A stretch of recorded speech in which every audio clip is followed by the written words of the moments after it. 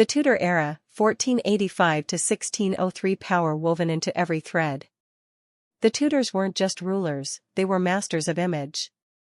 In the time of King Henry VIII and Queen Elizabeth I, clothing was used to project absolute authority. Rich fabrics like velvet, silk, and brocade were reserved for the elite, and no one wore them more lavishly than the royals.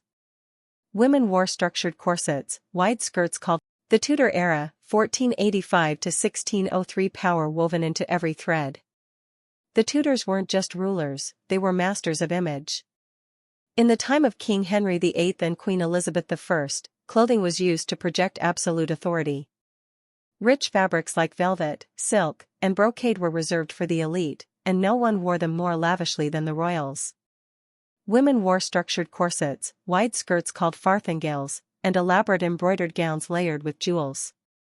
Queen Elizabeth I often wore pearls and white makeup, symbolizing virginity and divine purity, reinforcing her image as the Virgin Queen.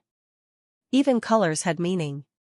Purple was reserved for royalty, and black, which was difficult to dye and expensive, showed power and mourning. The Stuart and Georgian era, 1603 to 1830, elegance meets enlightenment. As the monarchy moved into the Stuart and later Georgian period, fashion evolved with the times. The 17th and 18th centuries were all about luxury with refinement. Royal men began wearing powdered wigs, lace cravats, and embroidered waistcoats, while women wore ornate dresses with delicate patterns and pastel colors. Queen Charlotte, wife of King George III, was a style icon of her time. Her gowns often included silk, embroidery, and jewels, but with a lighter, more graceful silhouette compared to the Tudors. This was the time when the royal court became a center of fashion, influencing aristocrats not just in England, but across Europe. The Victorian era, 1837 to 1901, modesty, mourning and iconic white dresses. Queen Victoria changed royal fashion forever. Her decision to wear a white dress for her wedding to Prince Albert in 1840 was a groundbreaking move. White was considered plain, even dull, but Victoria's lace gown made it the symbol of bridal purity still followed today. Her long reign also included many years of mourning. After Prince Albert's death, she wore black for the rest of her life, creating a lasting image of a grieving queen and bringing mourning fashion into public consciousness.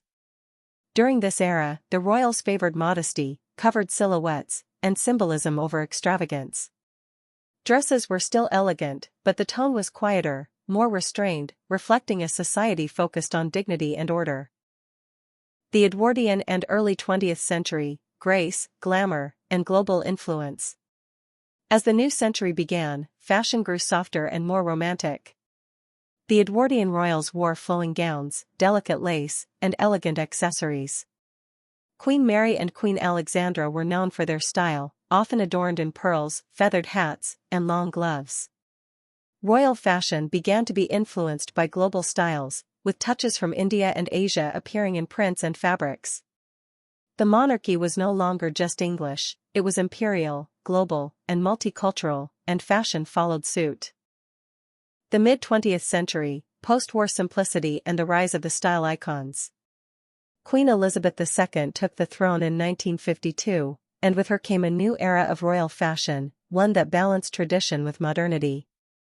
Early in her reign, she wore tailored dresses and coats in elegant, soft colors, always paired with matching hats and gloves. Her outfits were carefully chosen to be practical, visible in crowds, and respectful of international customs during state visits. Nothing was accidental. Meanwhile, Princess Diana emerged in the 1980s as a global fashion icon. She wasn't just royalty, she was a trendsetter. From her bold evening gowns to her iconic revenge dress, Diana used fashion to make statements about independence, motherhood, and strength. The royals of today, minimalism, meaning and media. In the 21st century, royal fashion has become more media-savvy, ethical, and symbolic. Catherine, Princess of Wales, widely known as Kate Middleton, is known for her timeless, minimalist fashion. She often rewears outfits, champions British designers, and dresses with quiet elegance. Her look says, accessible, modern, and respectful. Meghan Markle, Duchess of Sussex, brought a Hollywood meets royalty twist, favoring bold cuts, clean lines, and neutral tones. Her fashion choices sparked headlines and conversations, reflecting her modern, independent spirit.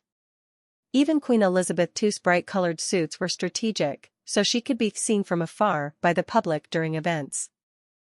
Fashion with purpose, more than meets the eye. Royal fashion is never just about looking good. It's about sending messages of strength, diplomacy, respect, and tradition. Every tiara, brooch, or clutch bag is carefully chosen, sometimes for historical meaning, sometimes to align with a country's colors, and sometimes just to remind us of who they are, symbols of the past, present, and future. Final thoughts: fashion as royal history. From opulent Tudor gowns to elegant modern silhouettes, the British royal family's fashion tells a centuries-long story of empire, duty, personal expression, and societal change. And even today, as the world watches, royal fashion continues to evolve, always stylish, always symbolic, and always speaking volumes, even without a single word.